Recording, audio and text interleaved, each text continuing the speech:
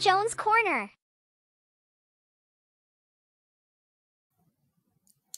Hi friends, Counselor Jones here, and today I will be reading The Giving Snowman by Julia Zing, illustrated by Graciela Milihi.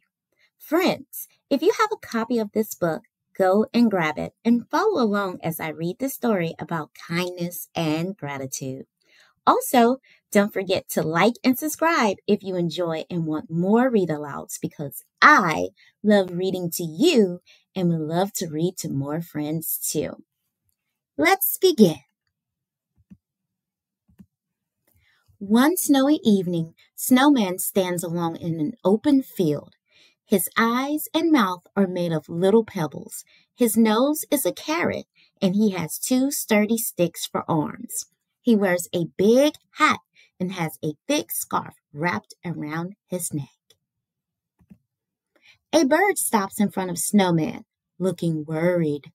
"What's wrong, dear bird?" asks Snowman. "The snow is too heavy. Our nest has fallen down. My babies and I have lost our home." "Don't worry, bird. You can have my hat. It's big enough for you and your babies to rest in." "Thank you so much," says Bird, and off she flies with the hat. A rabbit stops in front of Snowman, looking worried. "What's wrong, dear rabbit?" asks Snowman. "The snow has covered the whole ground. My family doesn't have any food to eat, and we're very hungry." "Don't worry, Rabbit. You can have the carrot from my face, so your family will have something to eat tonight." "Thank you so much," says Rabbit, and off she hops with the carrot. A farmer stops in front of Snowman, looking worried. "What's wrong, dear farmer?" asks Snowman.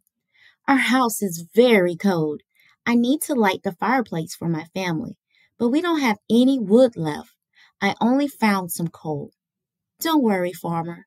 You can take the sticks from my body and use them to start a fire for your cold family." "Thank you so much," says farmer, and off he goes with the sticks.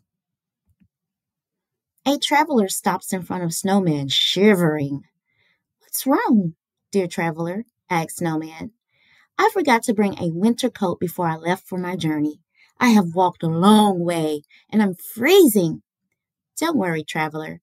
You can take the scarf from my neck to keep you warm." "Thank you so much," says traveler, and off he goes with the scarf. The next day, the snow stops and the sun comes out. Snowman starts to melt. Soon, he only has a little of his body left. Bird, rabbit, farmer, and traveler come back to visit Snowman. "Oh no," cries Bird. "The kind snowman has melted," says Rabbit. "We must do something," suggests Farmer. "To repay his kindness for helping us," agrees Traveler. The four of them work as a team to rebuild Snowman. Traveler stays and builds Snowman's body with large balls of snow. Farmer goes back to his farm to get a carrot. Rabbit hops to the woods to look for two sticks. Bird flies to the pond to pick up some pebbles. When Traveler finished building Snowman's body and head, he uses the carrot Farmer brought for Snowman's nose, the sticks Rabbit found for his arms, and the pebbles Bird collected for his eyes and mouth.